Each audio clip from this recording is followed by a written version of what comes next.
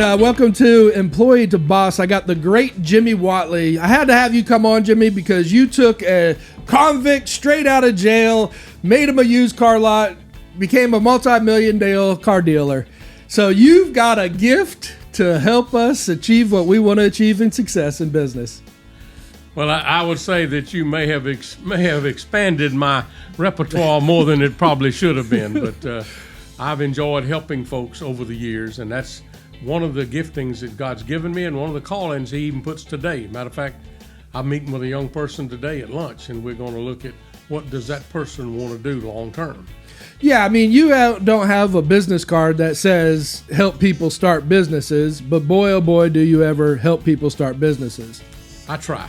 That's part of the calling God's put on my life, yes. So what happens? I mean, people call you up, they come, they say, I have this idea, I have this invention, I have this business that's already started. Kind of what do you see the steps of people taking from being an employee to creating their own business? The first step is you have to understand what their gifting is. Some people are just natural salespeople. Some people are natural artists. Some people are natural musicians. Some people are just natural nitpickers, or I call them detail-oriented folks. Some of them are big-head, little-neck folks. You know, they just got so much sense that ain't even funny. Everybody's got their own. And then the next thing, once you figure out what their gifting is, what is their passion? What do you really want to do? What's the thing that motivates you and moves you on a daily basis?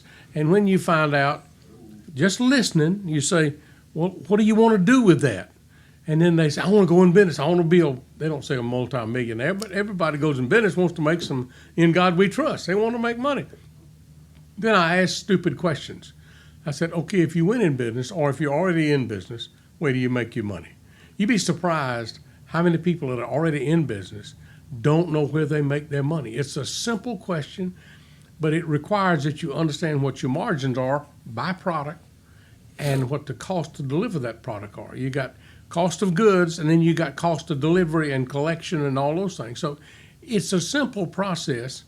If you look at simple accounting, accountants today, they make their living because, Ben, they got their own language. They got debits, they got credits, they got balance sheets, they got all those kind of things that are so confusing to folks. I try to simplify it. I use it, what I call two shoebox accounting. You start this month or this year or this week, whatever one you want to look at, you got two shoeboxes in your mind. One of them's got this much money in it, one of them's got that much money in it. At the end of the week, you need to see, where'd the money go? How much is in this one, how much is in this, and where did it go? Where'd you spend it? Because you can say, the accountant says, well, you made $1 million last year. But if you borrowed $2 million and can't pay it back, guess what? You broke as a he-hang. When the bank calls for the note, you broke. And that's the thing I try to show them, is that cash flow drives the business. It drives how you're going to be able to grow. It drives whether you're going to be able to spend any of that on your wife or your children or whatever you want to spend it on. So those are the first three key steps that I would take somebody through, Ben.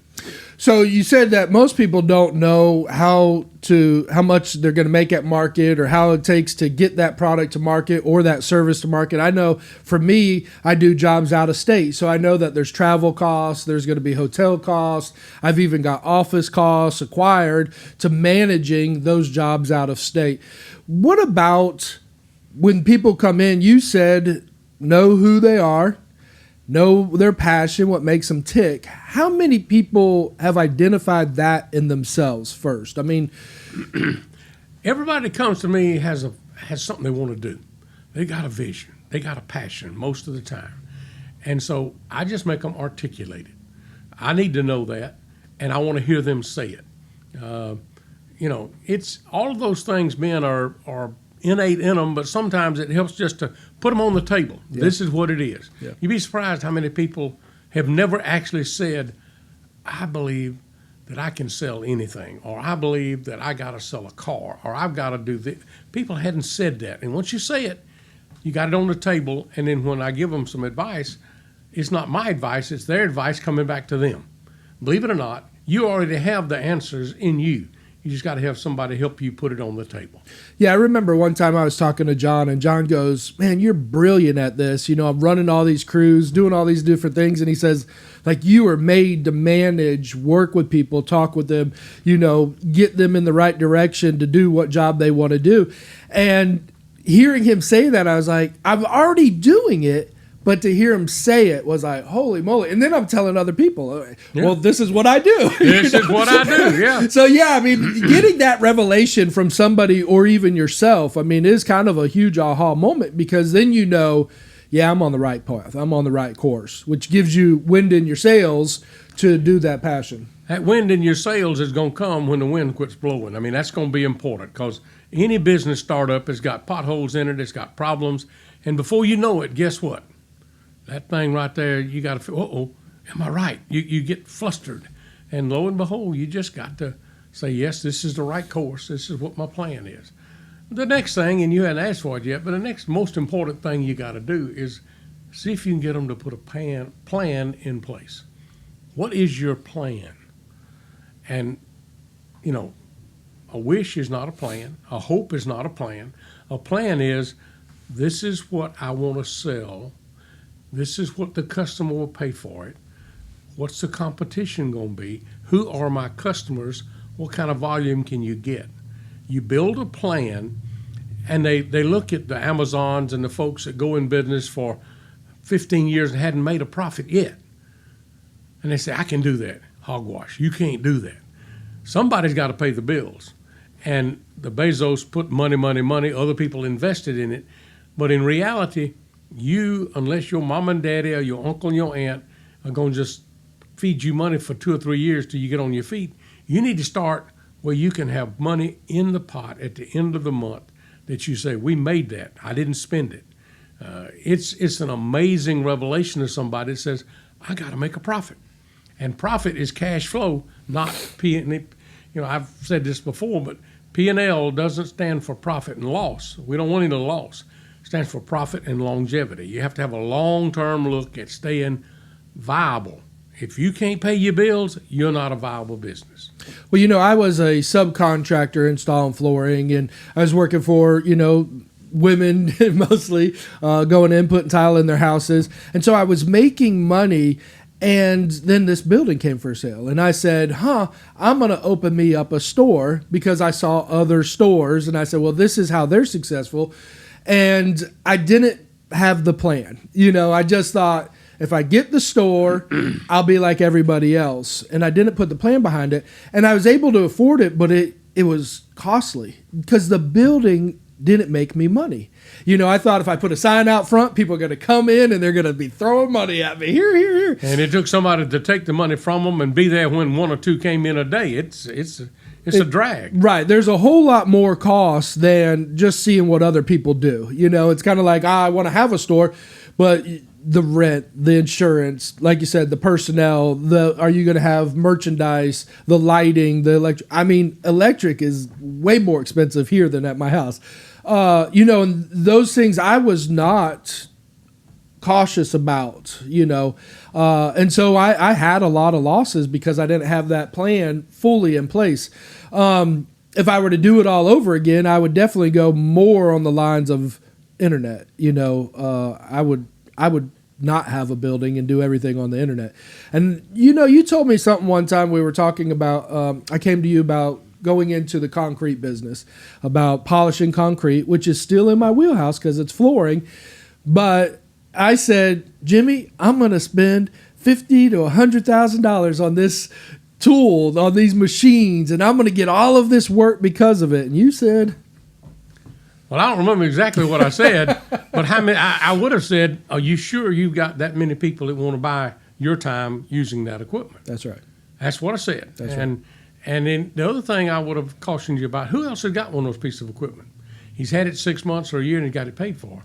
If you get in the market and compete with him, is he going to cut the price? And how cheap can you go? What is it? And I also may have said, that guy's got 100 years of experience combined with the top 3 operators, and they don't ever make a mistake when they finish a floor. The learning curve. It's a learning curve. So I'm in favor of starting small and getting experience, and then come out where you think you can push where there's some give. That's a principle that I learned a long time ago. If you're going up against the big guys and they got a solid wall there and you can't get in, why would you want to get your hammer and try to put a nail into a solid brick wall?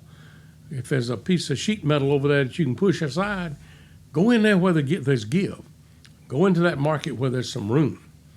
Yeah, and that was a real aha moment because I bought the building, and then a couple years later, I'm sitting here, and because of my experience with the building and all the cost, and then having this conversation with you about buying this equipment, it let me know: do we just buy stuff to make us feel like we're on the right course, rather than doing the behind-the-scenes management of producing what we want to do? Like you said, don't buy the machine until you can get the contract, one. And then you said, hire the guy who has the machine. it was like, oh, the lights came on, because sometimes we always feel like we have to do all of the work. And you basically enlightened me to a whole new path of, you can manage the work, get the contract. I'm still doing concrete. I get the contract. I hire the guy. He does the work. He has the machines. If the machine tears down, it's his fault. But the one thing that you did was the most challenging is you said, before you do anything, get the contract. That's real. And That's real. It put pressure on me to have to rethink. It put pressure on me to do the work. I had a guy the other day, I was picking up a load of stuff, and I had a big trailer, and he thought I was a hot shot, and which is basically transporter. And he's asking me about it, and he's like, I'm going to buy me a truck, I'm going to buy me a trailer. And I said, Jimmy Whatley says. I had no idea anybody was even paying attention back then, man. Listen, I'm quoting you all over the place. And now you're on podcast. Hell, mercy. Good gracious. So, I use that information to him. He says, man, that's right. He was working for FedEx. He's used to transportation. He knows what it is to get a package to the place, deadline, stuff like that. But he wants more out of his life. He wants more freedom. He wants more money. And I believe he can have it. But I think we have to use the proper steps, like you're talking about. Know yourself, know your passion, know how you're going to get your money, know that you can first get a job without spending any money. Everybody always says you have to spend money to make money. Well, there's a lot of truth to that, but you also need to see how you can get that back. Not every matter of fact. What's the statistics? 80% of all small business startups fail. They fail. And they run, and the number one reason is they run out of cash. And why do you run out of cash? Because you run out of customers, and you run out of margin, and your expenses go out of sight. I sat down with a young man, and I asked that stupid question, which is, where do you make your money? And he didn't want to spend the time to look at it, but I did. And I said, this segment of your business is costing you money. You need to get out of it. Oh, but I've sold this, I sold that. I said, yep, but what did you have to keep to get it? You had to have a track hoe, you had to have a backhoe, you had to have this, this, and this, and you don't make enough out of that to make those payments, and you don't need that in another way. It dawned on him, but he wouldn't walk away from it, and he got squeezed like a grape. The bank called for him, and they carried him home. So, not everybody listens. Everybody's got their own drag in their own personality. It's I've got it too. None of us are perfect. Well, I can bring up my mistakes. I mean, I've got a mini warehouse that basically I can rent out all of these units. But if we go down, you'll see my crap in some of these units. Basically, and even if I got a deal on something that's in that unit, because I'm not selling that unit on a monthly basis to somebody else, it's now making that good deal not a good deal. And probably even to the point of that I overpaid because I'm storing it monthly, year after year after year. And so you have to question so many things that you're doing to see what money you can make, where you can save money, how you can produce more income. You got to look at each situation, and you got to try to figure out, what can I do to be more efficient and streamlined in delivering this product or service to a customer. Customer is a person that you have to deal with. You're a customer to somebody. You need to treat your suppliers with tremendous respect, but you need to treat your customer the same way. So you depend on your supplier, you depend on your customer. So just look at those two real hard. Now, we've we've done the financial peace course with some different people and stuff like that, which is, save, save, save, save. Pay off, pay off, pay off. And then, we had the conversation the other day where you had a company that was a distributing company, and you changed over from a distributing company to a manufacturing company that took R&D and investment to increase to multi-millions in sales. What do you think's better, saving money or increasing money? Part of, you have to look at it as on a personal basis. You look at yourself and your family and your life. You have to invest in your future long term, which means you need to invest where the risk is on the soft side, minimal side, and you need to put that long term.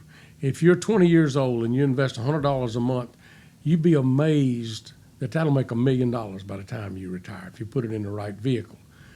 But if you take that $100 a month and decide, I think I'll go to a movie a weekend and take my date here, it's gone. Now, you've had a time, you've met folks, you've had fun, but you hadn't made that personal investment.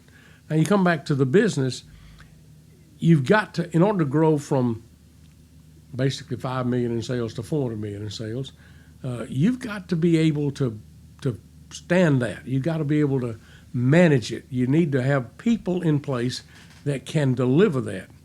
And the principle we used was, you always make a profit. Don't even think about not making a profit. You start doing, I'm going to invest in R&D to the extent that boom, boom, I'm going to show a negative.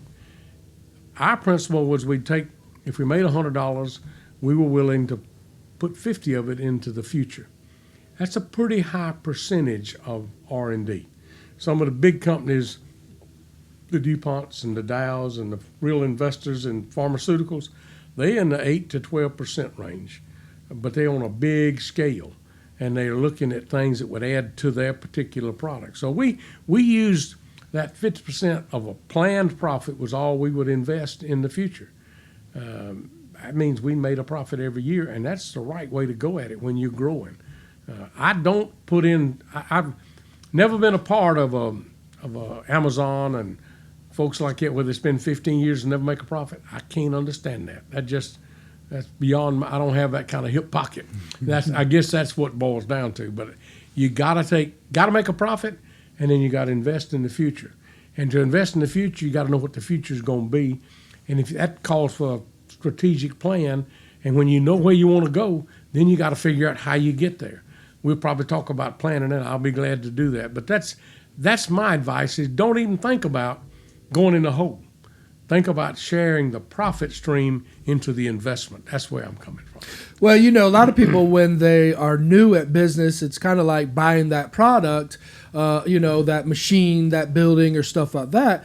Also, that's on the table is a loan. Do you get $100,000 loan to start your company, or do you bootstrap? I know there's going to be some kind of calculation that you'll bring to the table on that. So, I mean, obviously, it's just like purchasing a building, it's a loan. It's just like purchasing a piece of equipment, it's a loan. Do you go get a hard cash loan from the bank? And I think it's probably going to do with what your plan is and what do you actually have to have. But everybody's got a different kind of business. My advice would be that you stop, you take a hard look at where you are, you understand what your customer is requiring, and then if at all possible, don't use cash. Save cash. If you could lease that piece of equipment, it may cost you more than if you calculated the amortization, but until you know you got to have that piece of equipment, at the end of the first 30 days, if you leased it and it didn't go like you thought, or you needed a different kind, you can send it back. Try it. See what it'll do. It makes a lot of sense not to run out of cash immediately, because cash is hard to come by when you get in a tight. The only time, really, when you need cash most is when it costs you the most. You go to a banker and you're strapped out, your receivables are running crazy, your payables are crazy, and you got to have $100,000. You can't get it. You got to go to the loan broker who's going to eat your lunch. But if you're doing well, if you're going at it in the right way, guess what? They'll loan you money, and it'll be cheaper.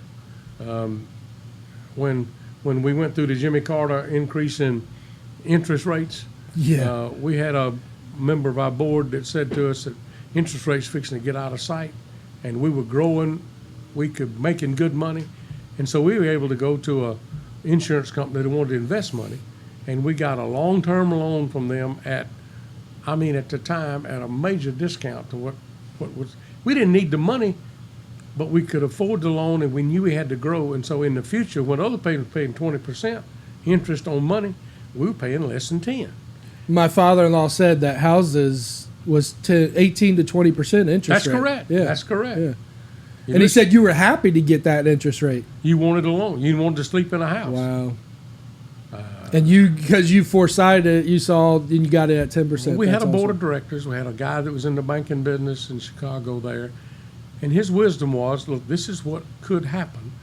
Right now, these folks are looking to place, and there are places out there you can get some long-term money out of non-bank.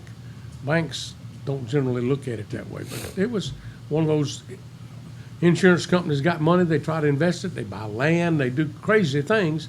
But if you get tied into them and you do what you say you're going to do, you can get some good deals that way. Well, I know my company's gone through seasons and stuff like that. I was doing a lot of houses, and so the demo work was small, so I would just have a small jackhammer or something like that just in case of a pinch. And then, during the recession, everybody was remodeling. Nobody was building, so it wasn't new construction, so we had to do more demo and stuff like that. And so we would buy bigger and bigger equipment to do that. We actually got one of those $20,000 machines ride-on where it takes up and removes. But as soon as that phase ended and everybody started building again, that machine sat in my warehouse, and I realized I got $20,000 sitting there, And so that's where I think, like, you're right. If you get one job, it doesn't mean that's going to be the whole course of your company. That's a fact. And even if it is a small season, we're talking about three years or so, you might not do demo after 3 years. And so just be aware of, how the market's changing for your business, so that you can cut your losses or sell old stuff or, not have to finance out 10-year loan on a piece of equipment that's only going to last 6 months. Let me ask you a question. What'd Yes, you sir. do with that $20,000 piece of equipment? Is it still in the back there? No, sir, it's sold. I'm glad you sold it. Now, you say, I took a loss, but guess what? You've got Uncle Sam will help pay for part of that loss. And then let's say you sold it for $10,000 and you got a $10,000 write-off, which saved you $4,000 cash for taxes. But you also got $10,000 cash freed up. Now you can invest it in something that's going to make you money now. Don't get hung up on an inventory that is, say, I can sell it higher later. I can do that. I can just keep going. What you'll do is you'll end up with an inventory that'll choke you. Interest on inventory. Inventory costs money. You need a certain number of inventory turns depending on the business you're in. But if you can get 6 to 8 inventory turns, then you're making some money. If your margin is small, but making a bunch of inventory turns, you're okay. If your inventory turns are slow, you better be making a ton of money. The grocery store business, I got a revelation one day about that. I went to see a VP of one of the big national firms and was sitting in his room, and he had paper everywhere. He knew what was made at every store, every minute. He knew what his stores were doing. He's watching. And I asked him this stupid question. I said, what's your gross margin? He said, well, we try to average about 1.5%. I said, you're crazy. How you going to make money? He said, Jimmy, don't worry. He said, when they bring a truckload, we pay for it 30, 60 days later. But when it goes on the shelf, Mama comes and buys it. She pays for it immediately. Cash flow for us is a piece of cake. All we get to do is get volume. We're selling the shelf space, which is, you think about it, you go in there and put something on their shelf, they charge you to put money on, to put goods on a shelf in the grocery store. I had no idea. So they are actually selling access to women with money, families with money, and they'll put anything in there that'll have a velocity coming off their shelves. They measure velocity, and they measure margin that comes off of it. And they're going to charge you depending on what it does. If it doesn't have a certain velocity, they'll load it all up on a pallet and say, come get it. And you got to come get it because they ain't going to pay you for it. They got you on inventory. They got you on terms. And right, so you're saying basically if they don't have to pay it for 30 or 60 days, but mama comes in and buys it next week, next 10 days, and they sell out of that product within 15 days, they have all of the money and profit to be able to pay back that loan, you know. But their inventory turns are so fast. I didn't ask him what they were, but they're in there 20 times. They turn inventory 20 times. You look at a store that sells $1 million a day, you can't put but so much in a store. Right. So you got inventory turns, and every time you turn the inventory, you make that margin on that. So it's a multiplier. And return on average net assets, that is the key driver to how you look at a business. A lot of people don't understand what a return on average net asset is, but you didn't ask me for it, but I'll tell you since I've already brought it up. Return is pretty simple to understand. What is it that we made off of it? Average net assets counts what have I paid into it minus my payables, because you hadn't paid for that yet. And receivables gets deducted from it, gets added to the number. And when you're not paying for it for 2 months and you got all your money up front, your average net assets are very low. You got to add the cost of the building, but your return goes way up. And you take somebody that's in the housing, building houses, they take 3 to 6 months to build the house, and then it sits on the market for 3 months. They may have turned it twice a year if they're lucky, but they got a lot invested. They got a lot of money tied up in that house, so they got to make money. So return on average net assets depends on how much you have at risk at any one particular time is how you can judge. And I prefer to judge people based on how you have managed the total business process rather than just what's your gross margin or something like that. You know, sometimes it's hard to figure out all of these things, especially on a startup base. You know, so what would you recommend for somebody who hasn't done it yet? I mean, would you say start slow, start small, do it as a side hustle, you know, find somebody in their field that would be willing to mentor them or guide them, go online, look for some of these guidelines? It depends on what you're going into.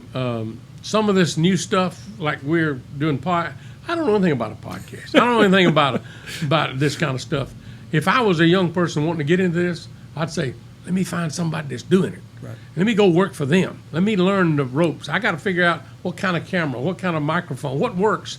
What are the people buying? I can learn from the mistakes that my employer is doing. If you want to get into the restaurant business, I'm not recommending the restaurant business. That's more regular than being married. I mean, it's like being in the dairy business. Well, I grew up in the dairy business. You can at least take separate vacations if you're married. But you got a cow, you got to milk that cow twice a day. In a restaurant, you got to feed folks 3 times a day. But if you're going in a restaurant, go work in a restaurant at a level where you can see how the business is run. See what customers are like. See what all the things that go in it. And then if you still want to go in the restaurant business, check your sanity. And after you've checked your sanity and it's a passion you got to get into, then you got to understand what is food. How can I manage this so that my food cost, actual cost, doesn't exceed 25% of my sale price? That my labor cost doesn't cost this much. Where I can figure out that you will make money, you're gonna have food that goes bad. You got to look at all those kind of things and manage it, and then have something you can have fun at, people you enjoy being around, and people that you're things that you're good at. If you want to be a cook, then be a cook part-time, but don't try to be a cook all the time.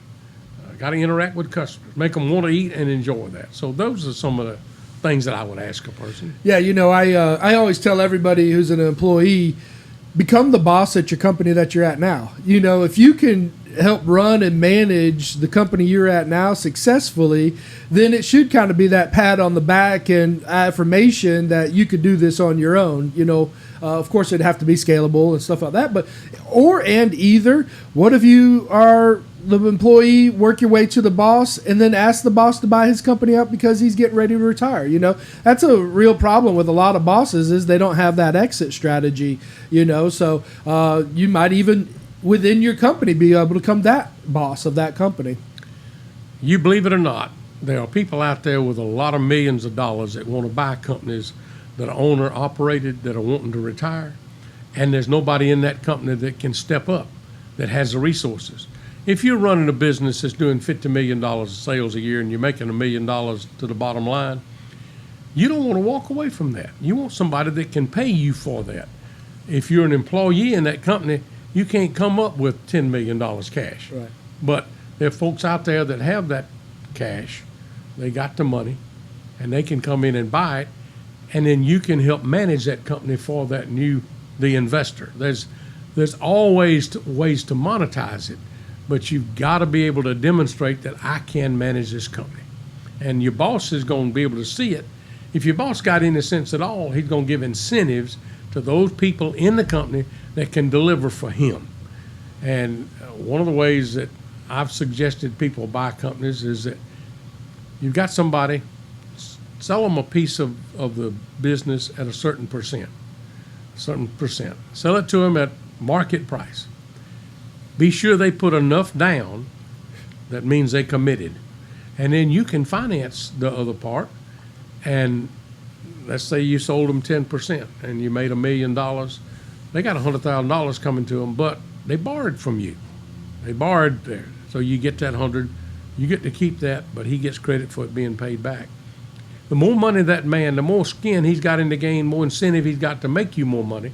And then on the person doing the buying side, you put in writing up front that at some point in time, and you define what that is under these conditions, that the boss will sell it to you, but at this multiplier of this index. In other words, don't work yourself silly and end up having, when the man comes to give you his daughter, he gives you the sister of his daughter. That's got some biblical implications, you know. Right. Have it in writing where you're going to get the daughter that you love. Right. And that's something you got to put it all down.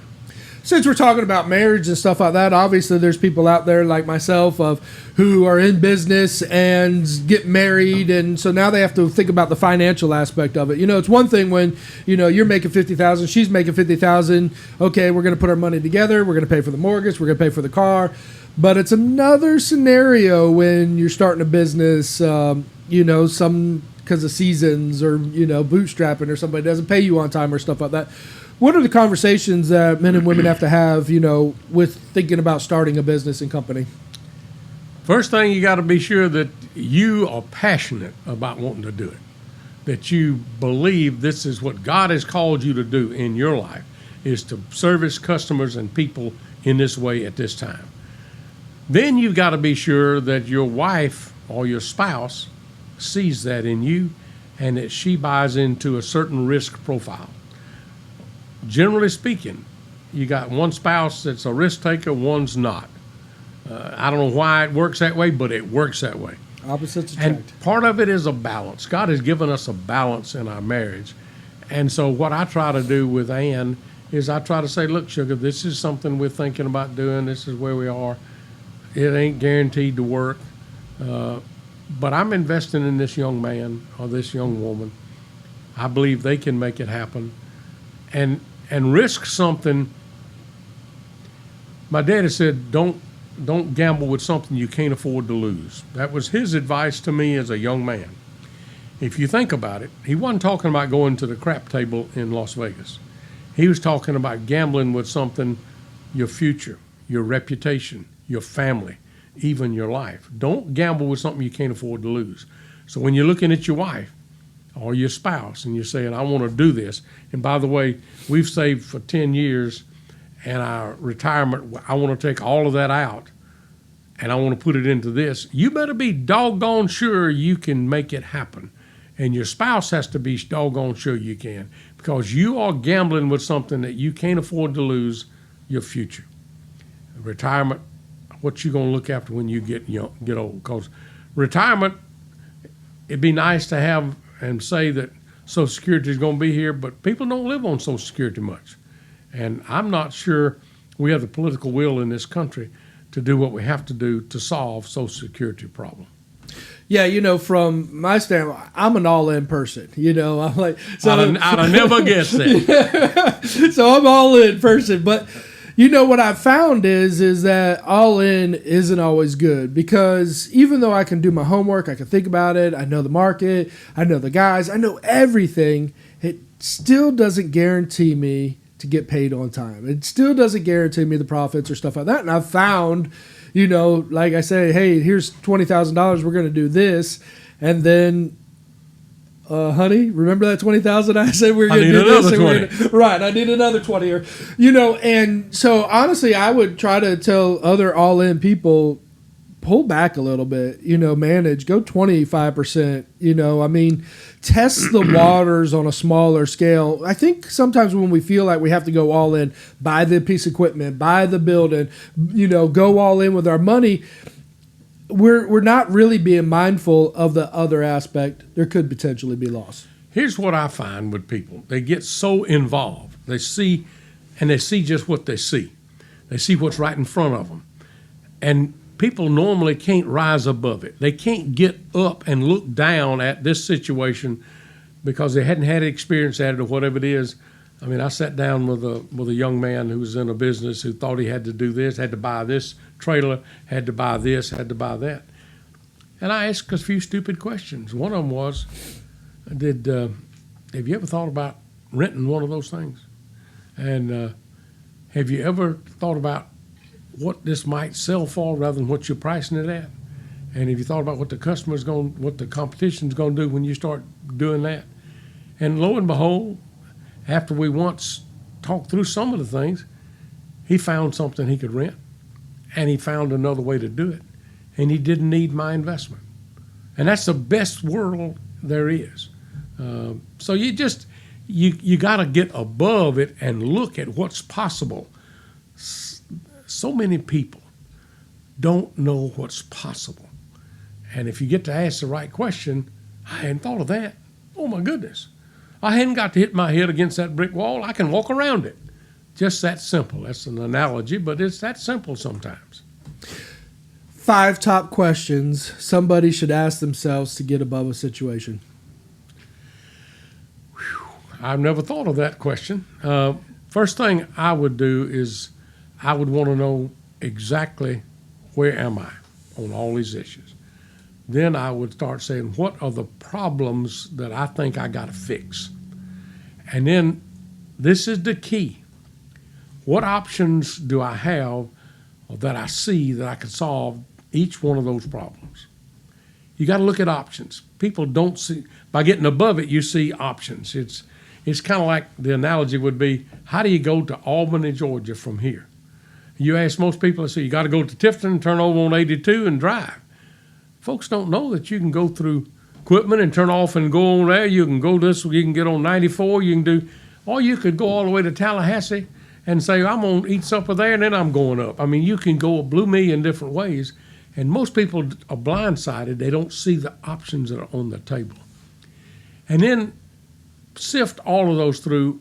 What is the one that has the highest probability of success? Where have I maintained cash and reduced risk?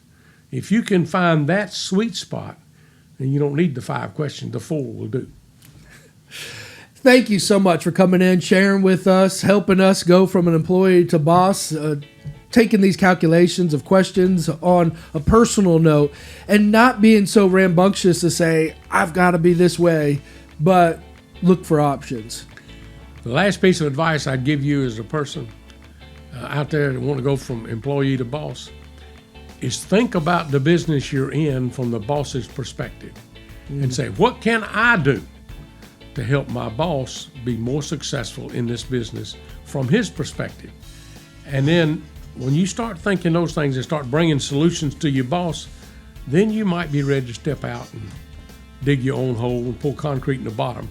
The reason I said that is you got to start on a solid base. You can't start on quicksand. Pour concrete in the bottom, stand on a solid rock, and then you can build a business. That's my last advice. You heard it here first from Jimmy Whatley, who says, make your boss successful to know that you could be a successful boss. Until next time. God bless.